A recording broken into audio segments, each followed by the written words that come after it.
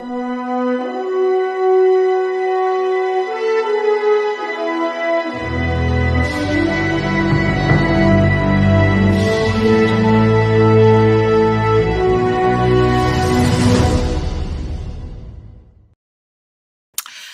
Tuesday, everyone. I'm Dr. Laurie Davis, your host of the Today Show, streaming live right now on the Laurie Davis Facebook page, our YouTube channels, the Disability Channel, Twitter, LinkedIn, your home TV, you name it, we're there. And the show is growing. And Dr. Ramin, your show with me is like the fastest growing. So good morning to you. Good morning, Dr. Laurie. Good morning, everyone. It's wonderful to be here, as always. We look forward to Tuesdays Hmm. because Tuesdays we have you at 9 o'clock, and then we have Doug at 11. Yes. And today we're going to be interviewing Jeff. Oh my goodness, Brubaker, hockey player, and gone into business. So we're excited to meet him. Awesome. So you have something pretty exciting for us today. You know, you tend to be the fun guy, and you do fun stuff. And you always put some humor in there, and we really enjoy your stories. But today we're going to talk about, and I'll turn the mic over to you because this is really important right now with the way the world is and where we're headed and what's going on. So over to you to share with our audience. What do you like to talk to us about today?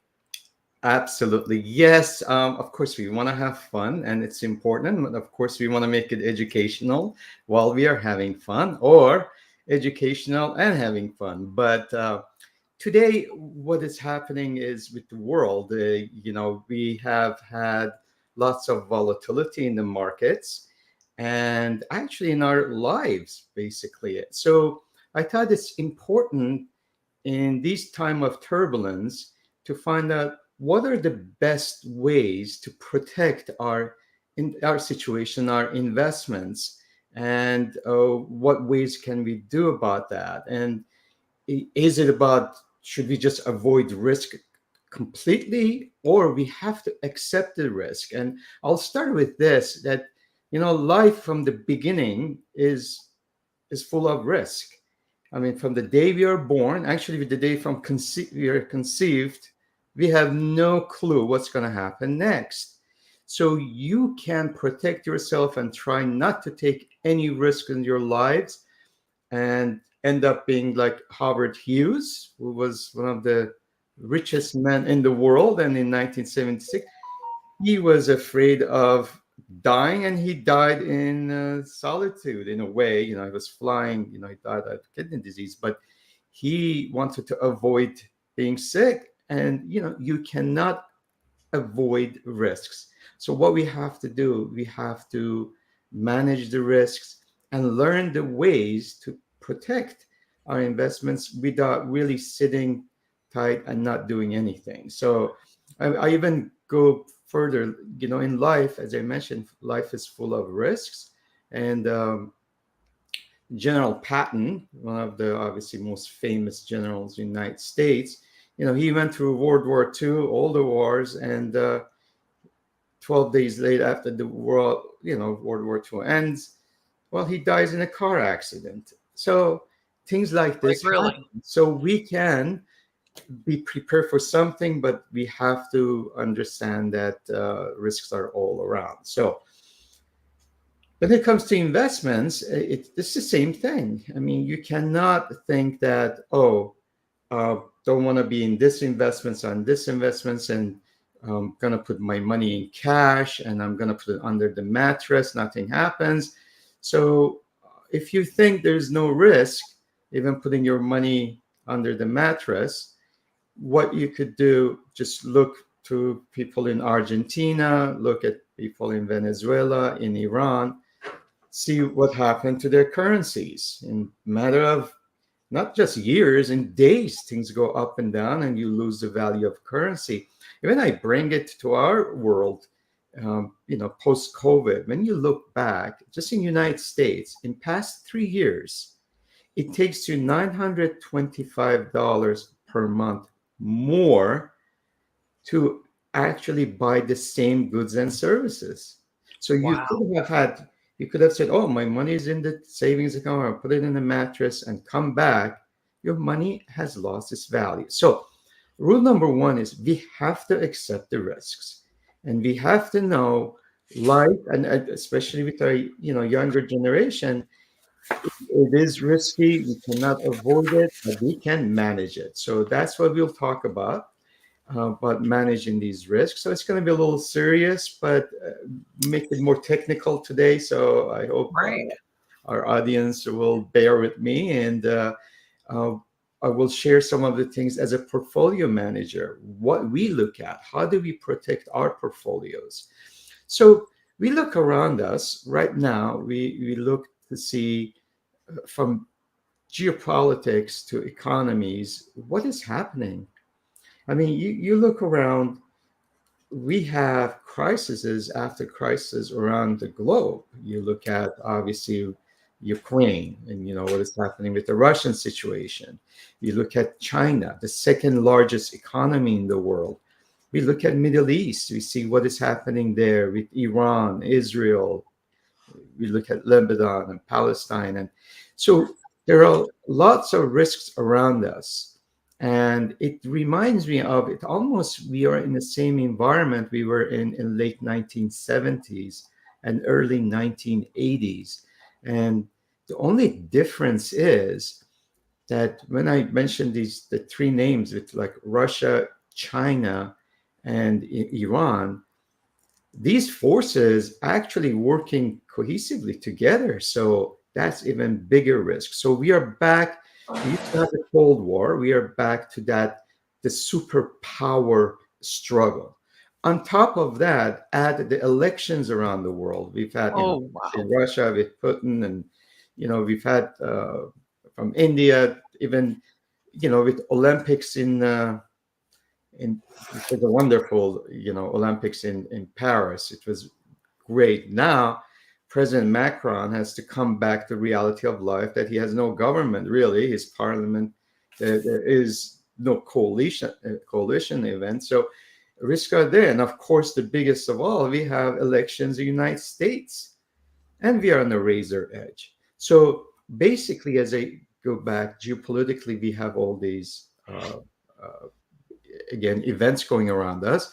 On top of that, economically, what we've had the inflation fears, and the markets have been looking at that. And then United States, we come out with a few weeks ago, we came with the employment numbers. Things are slowing down now. The fear is, are we going to have recession? So we go up and down. So you add summer months, you add August, which is it's the time that in Europe everything is shut down. A lot of investors and traders are on holiday. They basically not around. In the United States, similar things. So you see a lot of volatilities in the market, especially in stock market. And then you look at what happened in Japan. We call it a carry trade. So a lot of things happen, and that adds to the risk. So when you don't have a lot of players, the professionals around, the volatility is exaggerated. So usually in the United States, after Labor Day weekend in September, when people come back, then they start digesting the news. So basically what they have to do. But so right now we are on the edge. For instance, this morning we had our producers inflation number in the United States. Tomorrow we have the consumers inflation. So the markets are watching those things. So having said all of these, so what do we do? Now, what are we going to do? Our portfolios are going up and down every day. We watching it. We see, oh, last week was one of the worst days, or actually, yeah, Monday was one of the biggest days and the biggest drops we've had in over 2 years. So, do we get nervous, and do we have to do something about it? So, this is what I'm going to share today. And the investments doesn't have to be stock market. It could be in real estate. It could be precious metals, currencies. But most people right now, they are very much involved, at least in North America, with stock markets because of their retirement funds are mostly in stock markets. So they are more concerned about the volatility of the market. So I will emphasize on that, but it generally covers everything. So again, the topic will be, how do we reduce our risks? We manage our risk, not to avoid the risk. So that's an important factor. And as I mentioned before, it's risks are around us, and without taking risks, there won't be any success. So that's what we get rewarded, because we are taking those risks. So again, we call this hedging in the language of portfolio management. How do we hedge our risks? And basically, the purpose of hedging is not to completely get rid of the risk, it's just to reduce the risk to the place that we can actually sleep at nights comfortably. And that's the goal of hedging. Now, one of the things I have to emphasize, like anything else in life, when you invest, and this is a big culprit of our investors, anyone who gets into, whether it's cryptocurrencies, Bitcoin, or stock market, even real estate, people just walk in. A lot of times, the investors are just go in randomly. What is the tip of the day? What is the hot thing going on as of this moment? So there is no plan, there is no mission statement, there is no idea. When we want to buy a car, people investigate everything, they Google. When it comes to investments, if the neighbor said, "Oh, go buy this stock," oh, I don't want to miss the opportunity. So they just randomly involved. They get involved with, as I said, Bitcoin or cryptocurrencies, or it could be stocks or any other things. I know a lot of audience probably have gone in last 24 years. We've had three major crises.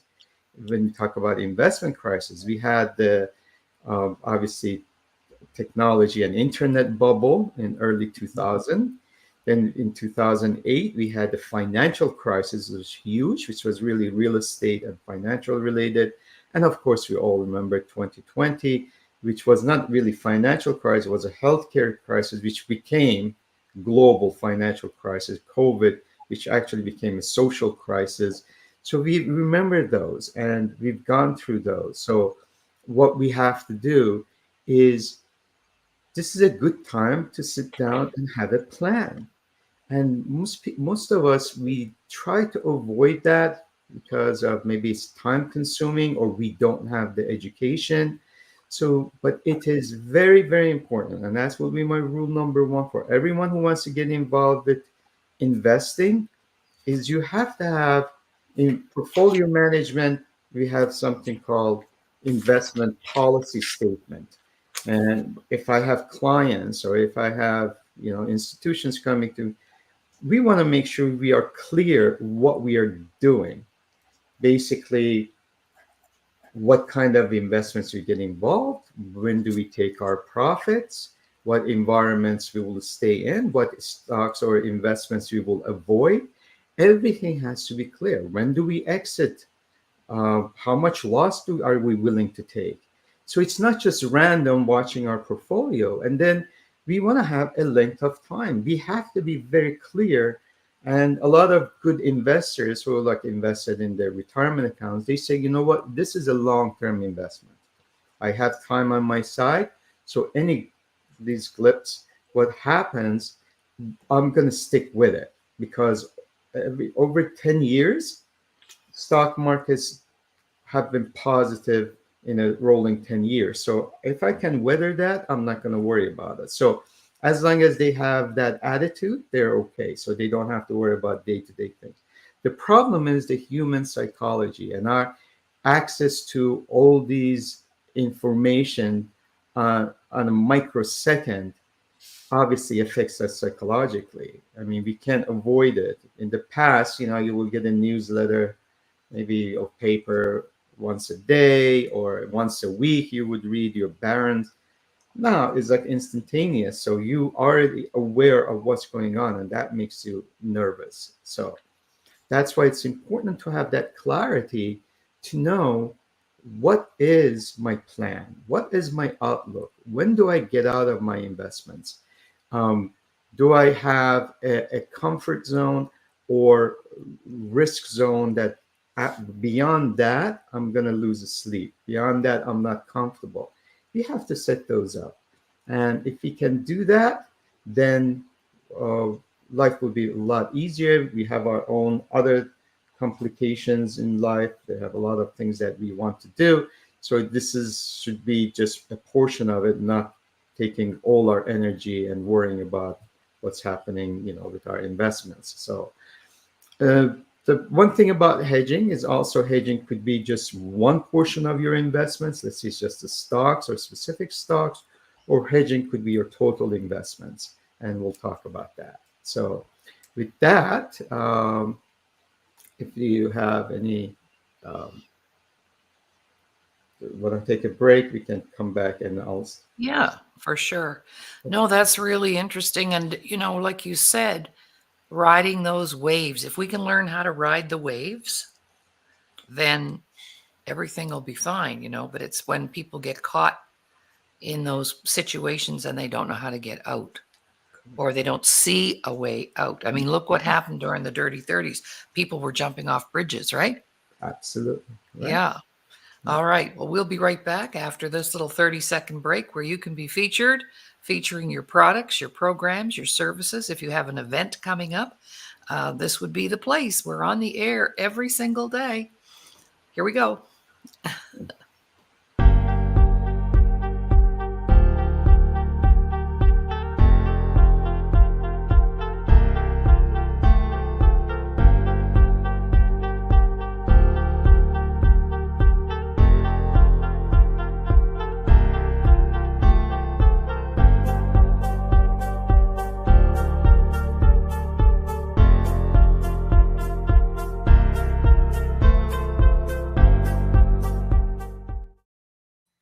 Welcome back, everyone. You're watching the Today Show. I'm your host, Dr. Laurie Davis. And of course, on Tuesdays, we always have the pleasure of our partner here and telling us and talking to us and speaking to us from an area of finance, his area of expertise after all these years. Wow. You're like a walking encyclopedia. Do you know that? Wikipedia has nothing on you when it comes to finance. So today we're talking about protecting our investments during, uncertain times. And I did hear something this morning about Iran. I forget what it was, but it's things are happening, and I mentioned that because it's your homeland, dear to your heart. But it's all over the world, isn't it? I mean, things, and you mentioned this too. The number of elections going on around the world right now is like historical. I don't think there's ever been this many at the same time. So those are a few things that I picked up from your conversation this morning so far, and how to, I like that word, hedge, to take care of things. So back over to you, Ramin, for more info on how to Yeah. protect our investments. Thank you so much. Yeah, well, you hit the nail on the head as far as election goes. Yes, this is in the history. We have more than 52 to 54% of the world population this year has gone or will go to the polling ballots and start voting. So basically, it has been the most drastic election year in our history. So from India to Russia, I mean, we've got all over the world, Brazil, and of course we had Venezuela, which now President Maduro has threatened the whole world that you have no right to obviously interfere in our free election. So basically, it's happening. And of course, as I mentioned, United States, we've had, I mean, I think in our history, we never had anything close to what has happened in the last few months, when the sitting president decides not to seek the election and the vice presidents, continues. And, we did go to in the 1960s Lyndon Johnson,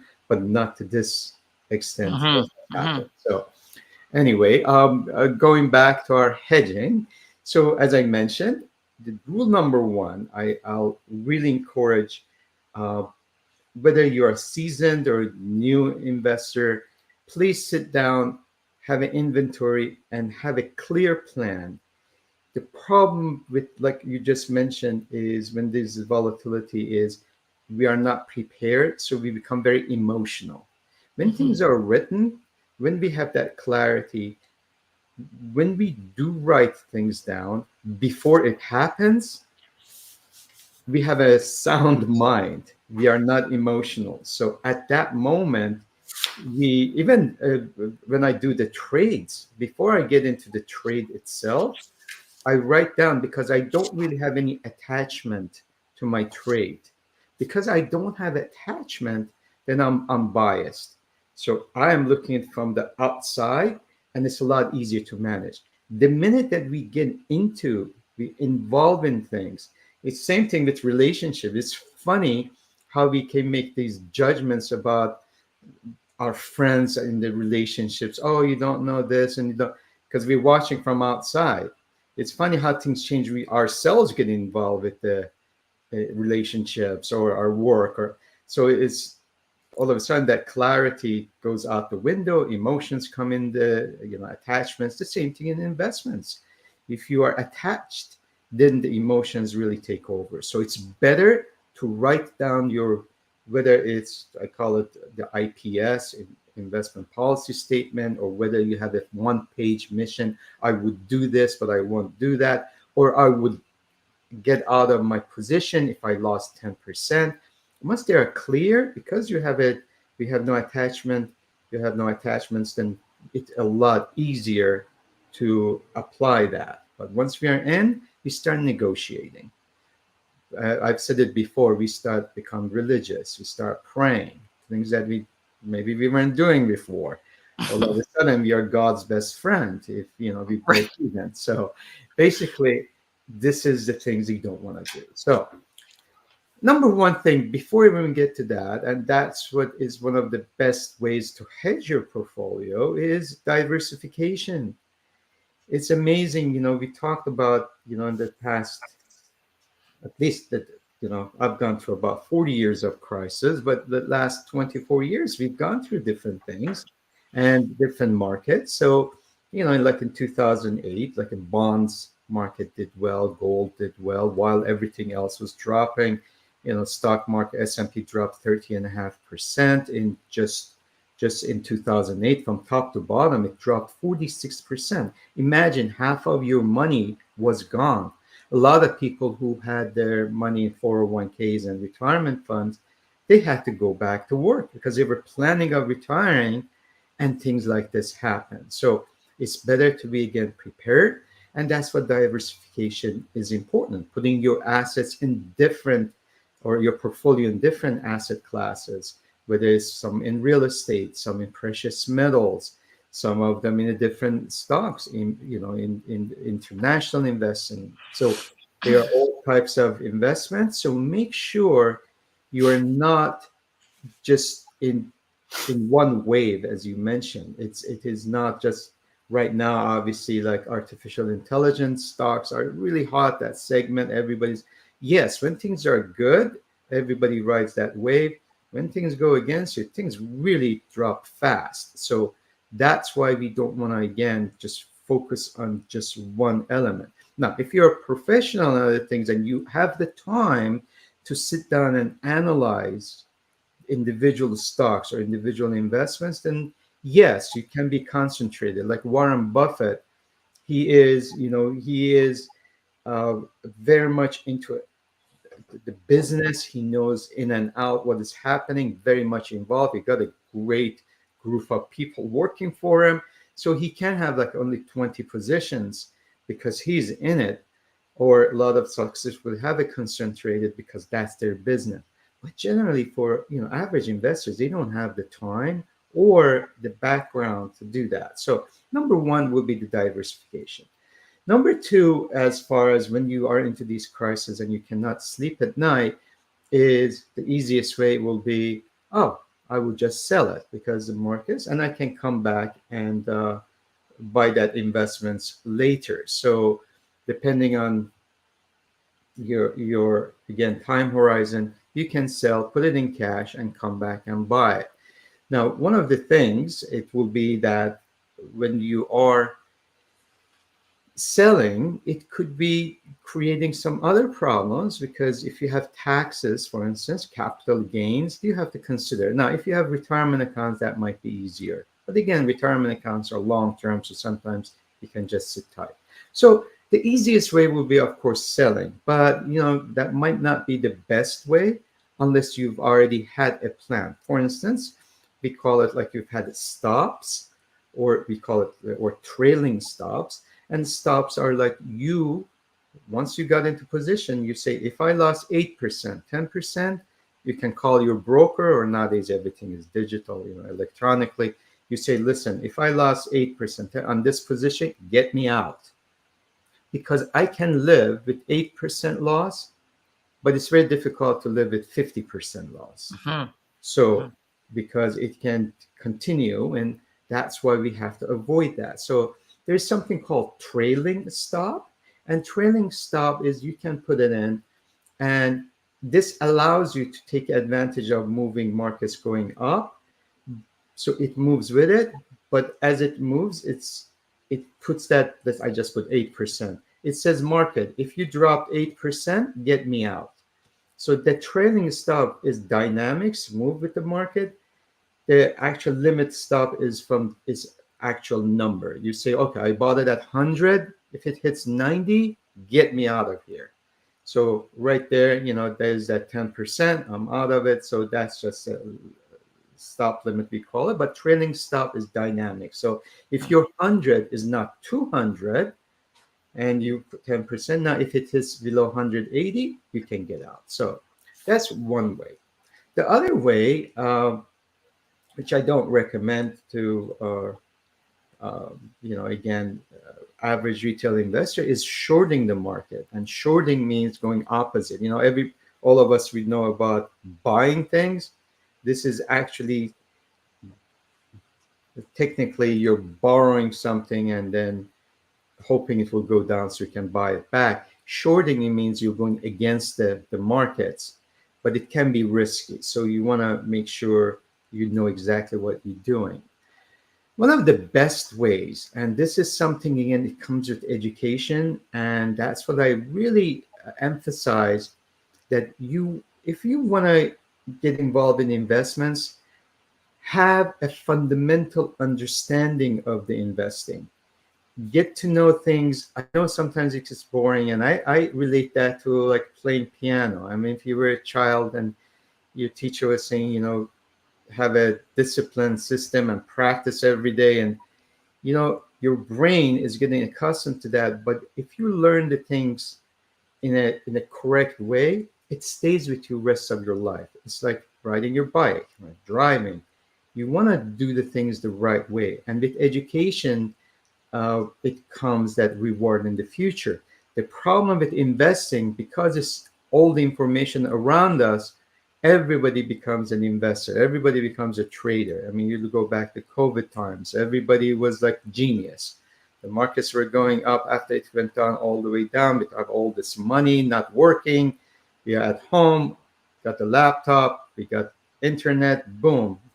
What do? I'm a trader. Well, 2 days ago, I was working, let's say, in a restaurant, or I was working in a coffee shop. Now I've become a professional trader. So things don't happen that way. So one of the best ways to educate yourself is, again, understand the fundamentals. And one of the best vehicles is options. Options are derivatives. They are derived from something. And if you learn options, this is, as a, again, as a portfolio manager, we use options quite a bit to protect our portfolios, options and futures market. So that's one of the best ways. And options allow you to actually magnify your portfolio's value in a way that, because you are only using a percentage of the capital, it allows you to have more power. And basically, options allow you to protect your investments for a short term. So we have something called calls, and calls are something that you feel the market's going to go up in options, you buy that. So you put a very small percentage of the total holding, and if the markets go your way, you make money. The other side is put. And put is you betting the markets are going to go down. So when the markets go down, you make money. So one way of understanding this options terminology, a call is we call to God. So we're looking up. That means it's going to go up. So we are hoping it will go up. Put, when you put things down, that means we are hoping things go down. So we make money.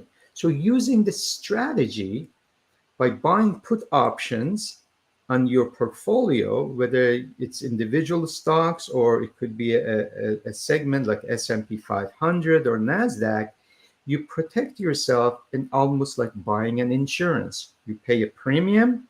If the markets go down, you will make money while your portfolio is losing money. Remember, you are not selling your portfolio. So this protection comes at a cost, which is an insurance, but it gives you that peace of mind knowing that even if the markets went down, you still made money, or at least you kept most of your money. So that's an insurance.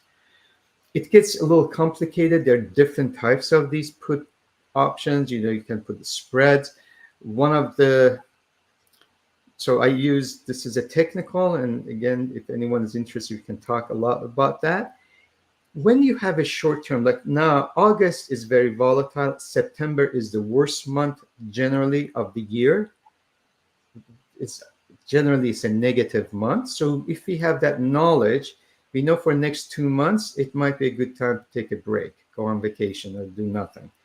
So for that, as a portfolio manager, we establish something called an option strategy. We call it color, COLLAR, and we also have something called fence, color and fence. But color is very uh,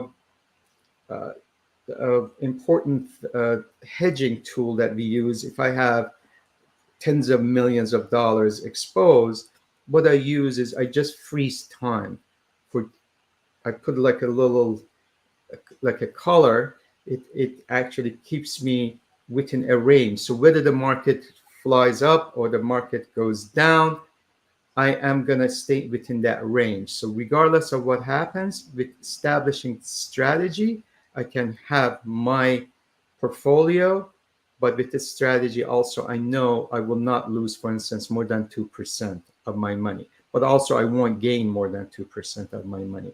So this is technical, but it is something out there. It's a good idea if you have a large portfolios, especially, and you're worried, if I'm going to lose hundreds of thousands, it's a great option.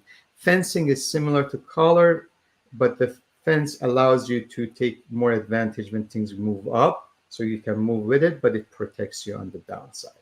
So these are more of the option size. You can also have long-term options. It could be a year or 2 years. You can put it on your portfolio and basically protect yourself for the next year or two. But of course, you're paying much larger premium because it's the time. So, the insurance company is protecting you for next year or two. So you have to pay a lot. So sometimes it comes costly. So basically, those are the option related. We also, as a portfolio manager, we use something called futures market. So if I am have a large holdings in stocks, I will short using futures. I will sell futures to protect myself. So as I said, today is a little technical. My apologies, but what I want to tell our audience is there are ways that you can actually protect without worrying about, oh God, I have to sell. And it's funny, every time I sell my positions, markets go up. Every time I buy the market, markets go down. So these are the psychological things we have. A lot of people say, everything was doing well till I got involved, as if like the markets were waiting for that investor to get in. But it is what it is. A lot of times happen because we're Yeah. never paying attention before. So we're getting, so what I'm trying to tell our investors that yes, there is ways that you could have control, because a lot of times we have that helplessness, lack of, the markets are of course in control, but I can't do anything. Markets go, I gotta go with it. It's that herd mentality. But I'm going to tell you that No, you do have absolute control in those ways, and you can, with the right tools, you can protect your portfolio, especially if it's short term. It is the risk can be minimized, so and Right. you can do that. Right. So um Oh, we're good. We're good. What I'm hearing you say though is, a lot of we did a show on biases, mm-hmm. and that applies here, doesn't Yes, it? Because absolutely. when you shared your list of biases that we have, based on rumor, advice from a cousin who's not really an investor, um, all that, the snake bite, I particularly like that one. So dealing with those biases is also a part of protecting our portfolio, I would say. Oh, absolutely. And sometimes, Managing. again, it gets exaggerated. Oh, you mentioned something which came from those biases, the denial, right? Not Oh, yeah. accepting the markets go down 20. I'm still not, we'll come back. No, they don't. No, as I mentioned, if you have that clarity and we know that we are in this for a long haul, yes, we can. But also, we have to be truthful to ourselves. And, if there is, for instance, if I'm holding Kodak, these days, I mean, well, that's not coming back. I mean, people are not taking pictures and taking to Photoshop. So you have to accept the realities a lot of time. Mhm. Sears and Holding, Sears and Roebuck or Bed Bath and Beyond, well, they're done. There is no, coming back. So we have to accept the realities. There is no typewriters. There is no 1 hour photo Yeah. development. So we have to stay with time. So sometimes that denial is important. That's those biases, as you said. And unfortunately, when things are good, we are genius, as I mentioned, and this is our doing. And when things go bad, it's everybody else's fault. And then we get emotionally really reactive. And the whole point of our, again, show today is I don't want to be reactive. I want to be proactive. You don't want to be nervous after things happen. You want to be prepared. Mhm. So one of the some of the times we cannot do options because we don't really have the knowledge or maybe don't have the tools. Or of course, the futures market we don't know. There's special formulas that we use. So, but maybe we don't have access to these knowledge. One of the best things in past 20 years, especially past 10 years, that's happened, is the um, evolvement of the exchange traded funds. We call them ETFs, and it has allowed average investors to have access to every kind of investments out there, from commodities to exotic investments to currencies, and also hedging tools and some of even the options. So it allows an average investor, just by investing in exchange traded funds, to be able to be part of a large institutional investments. I like corn. Well, do I buy futures on it or do I go buy? No, there's a corn exchange traded fund. Okay. No, corn really doesn't have any much relationship with like stock market in a way. So, well, I want to have some corn. I want to have some gold. I want to invest in Japanese yen. Their exchange traded funds work like a stock. You can buy and sell it, but it makes it so much easier that you can play global markets, global commodities with one click. And that's one of the best things happen. The costs have gone down. There is no really a lot of brokerage firms do not charge commission. So that is one of the best ways to diversify your portfolio by purchasing it, regardless if you have small or large. You want to have a gold holdings, and these are actual real golds or gold miners. You can do that. But one of the best ones are called inverse ETFs. And what inverse ETFs do, and I will use it for more short term, you can, by buying that, you're protecting yourself, because what they are doing, they're betting that when the markets go down, you will make money. So here you buy your insurance without going to the options or without going to other, by purchasing ETFs, this exchange which are called inverse.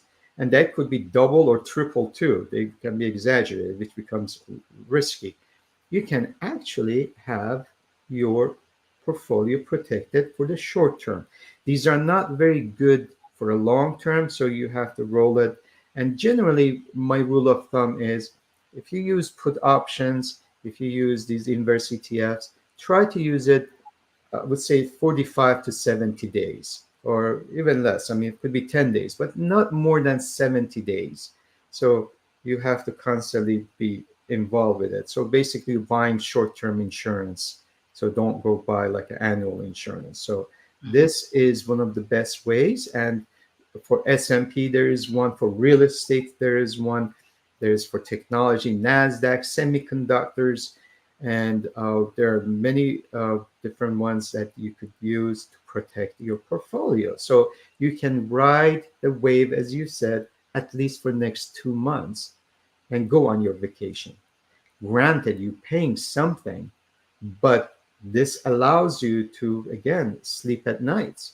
You're willing to pay 2% of your portfolio or 1% as an insurance, knowing that Mhm. you're not going to lose 10% of your portfolio, or you're Right. giving up 1% of your gains. And also, one of our biases is regret. It also allows you that if the markets turned around and really jumped up, went up 10%, you say, oh my God, why I sold it. I wish I wouldn't have sold it. By having these insurances or hedging, you really did not lose the opportunity because the markets, when they went up, you were part of that. Another ETF that you can use is the volatility ETF, which is VIX. And VIX allows you generally, we call it fear gauge.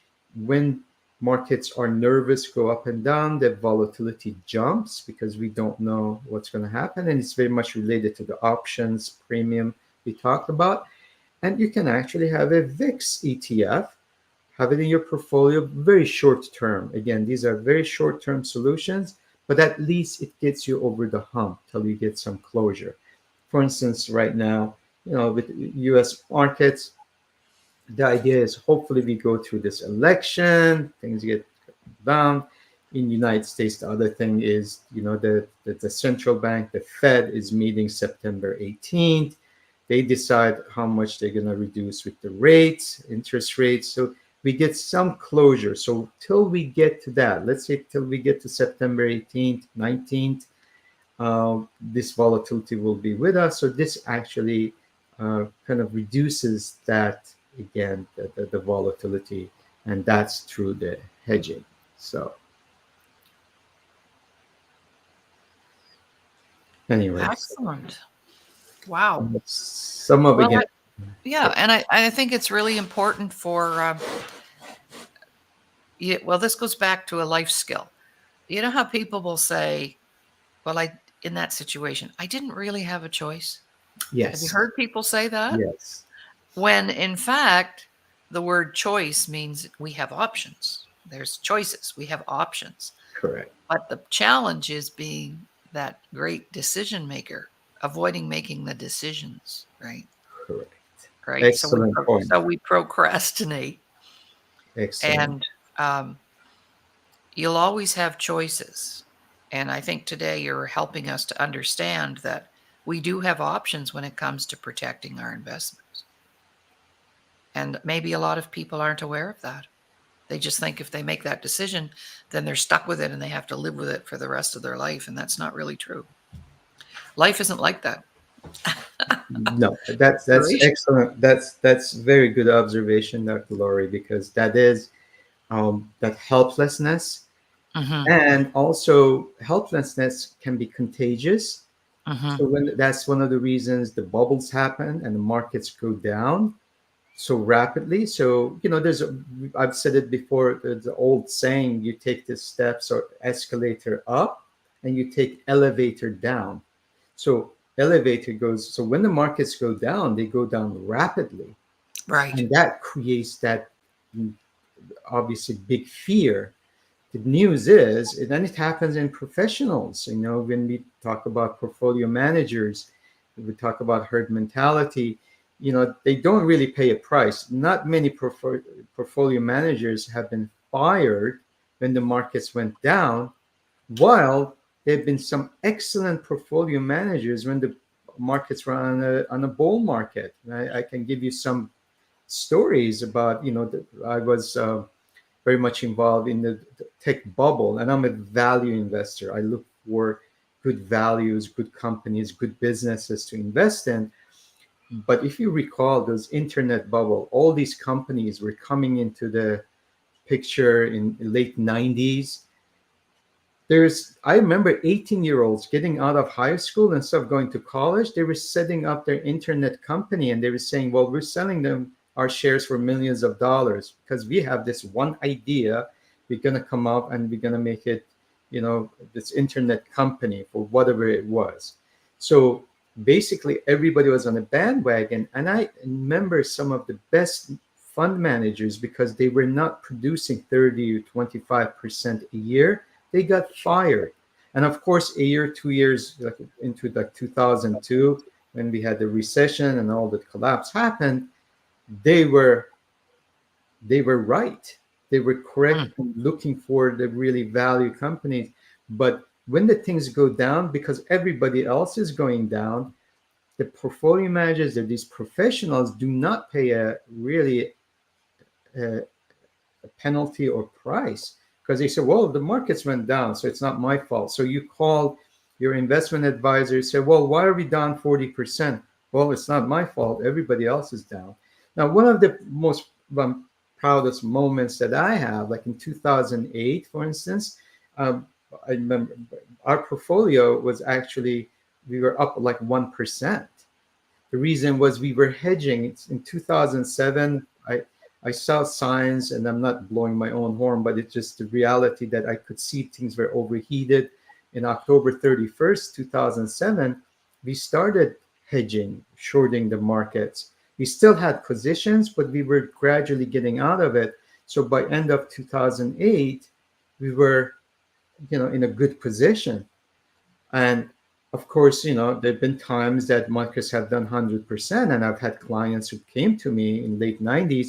Why did we make 24% or 25% in our portfolio while so and so is making 70 or 80%?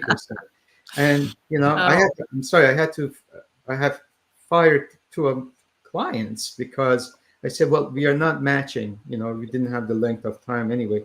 Most of my clients, average, they had been with me for 24, 25 years. I mean, at the end of my career, we have, so things like that happen because we are emotional. When things go up, we are always thinking, oh, we are missing out. Oh my God, everybody else.